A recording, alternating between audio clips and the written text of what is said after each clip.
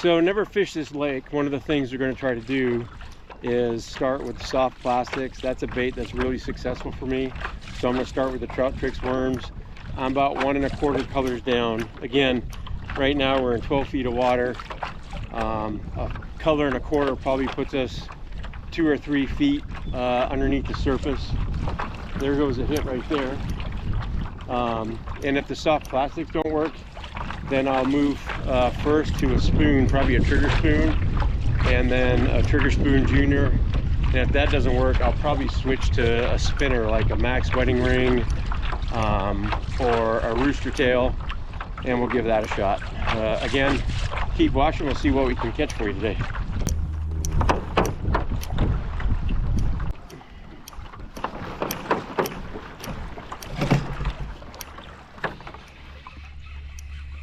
Okay, so we got our first hit here. Nothing big, just trolling a Trout Tricks worm, and I came up to just under 1 color in the water, 71 feet with a 40-foot top shot, and not quite a full color in the water. This lake is pretty shallow. It just came off right there, a little plant. So I'm going to stick with the soft plastics. I'm going to stay in this area and see how that goes.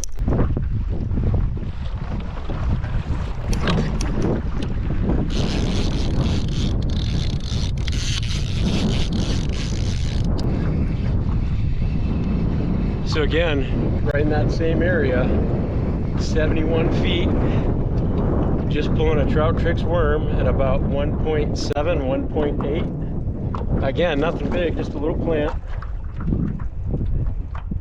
But they sure are fun on ultralight gear. And just let them off right there.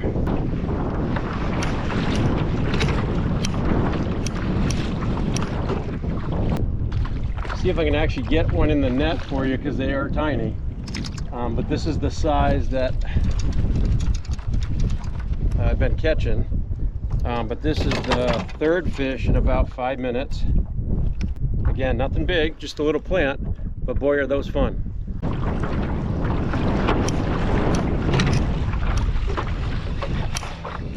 So that was another hit. Again, staying in the same area, same depth, about the same speed. That one messed up the worm, so we're going to switch this out. The guy at the boat launch I was talking to, that was a bubblegum Trout Tricks. He said really orange is a good color here, so I'm going to switch out that pink Trout Tricks for an orange, and let's see if that does anything for us. So that's that second hit there on that orange Trout Tricks worms. And you'll see I was struggling a little bit. The wind's blowing down the lake, and so you gotta get a pretty good pedal on to maintain that 1.7, 1.8 trolling speed, which is really good because we got a steps challenge going on at work right now, and so I could always use the extra movement.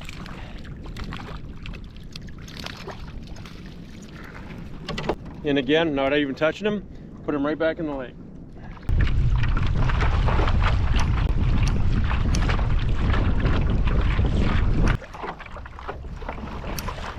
So you saw that was probably about 7 or 8 hits.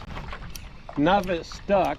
And it's funny because I'm over here and I'm watching a couple of ospreys, and they're picking fish off as well. And so, as I said, I'm only 71 feet behind the kayak, and that's running a 40-foot top shot, which means pretty much just have 1 color, and it's not all in the water.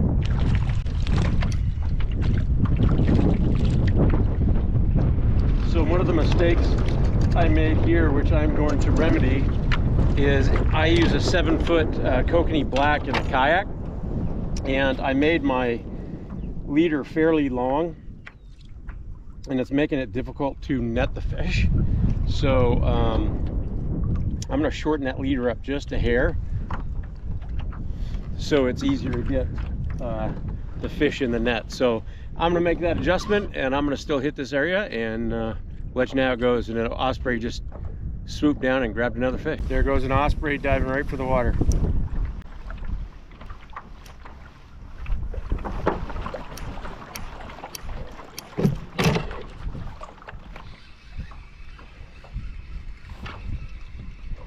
See if we can turn into them a little bit while keeping pressure on them.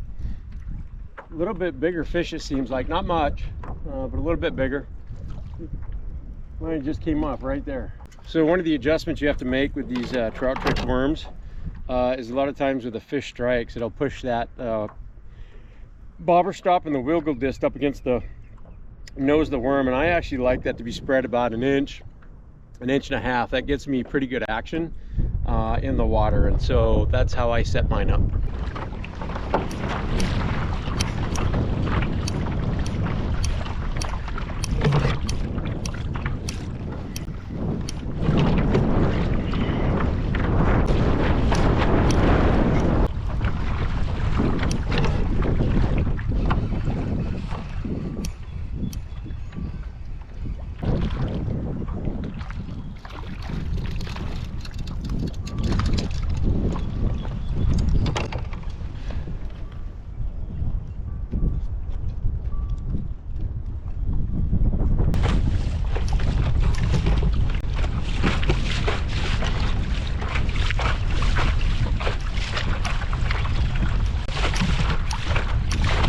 You saw me just literally put that down and get hit on the way down. That's again, nothing big. This one feels a little bit nicer, but you know, nothing that's going to set any records or even look impressive in the photos. But sometimes it's nice to come out and just try a strategy and change up and see if your thought process works for targeting trout successfully.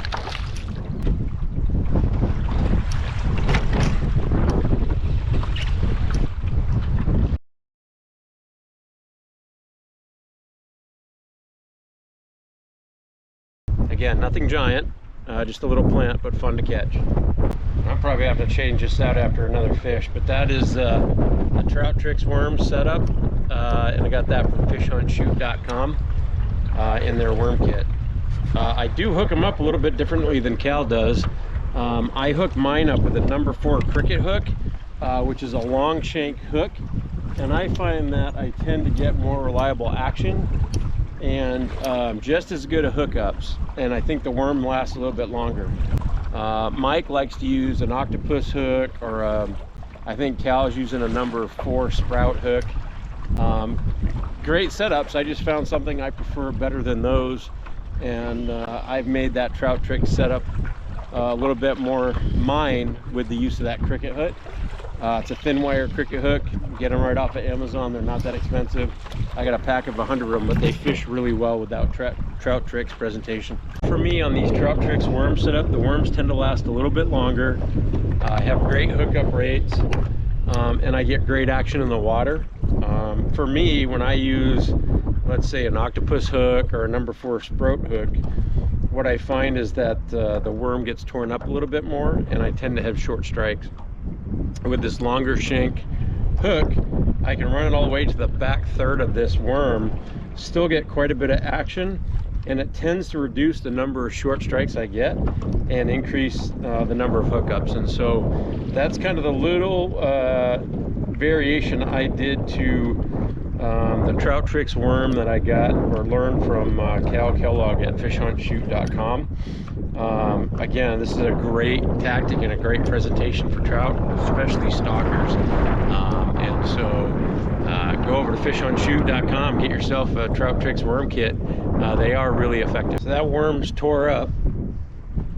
And I told you that I like to use a number 4 cricket hook. And so that's a long shank, thin wire hook.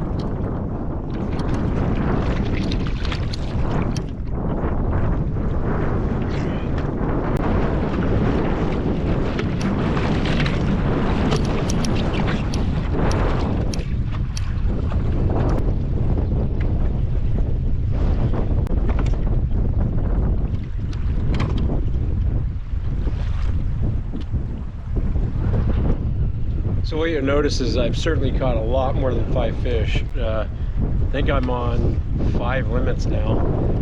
And the fact is I'm doing catch or release, which means you cannot use any scents, you can't use any bait.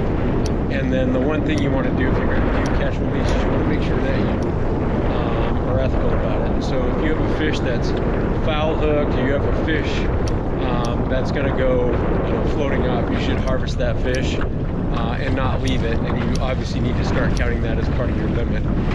Washington State, the limit is 5 on this lake. Again, catch or release, as long as you're not using bait or scent, is legal in Washington State. And so it's a fun fishery. You can catch a lot of fish in a short period of time. Again, just make sure you're ethical about it.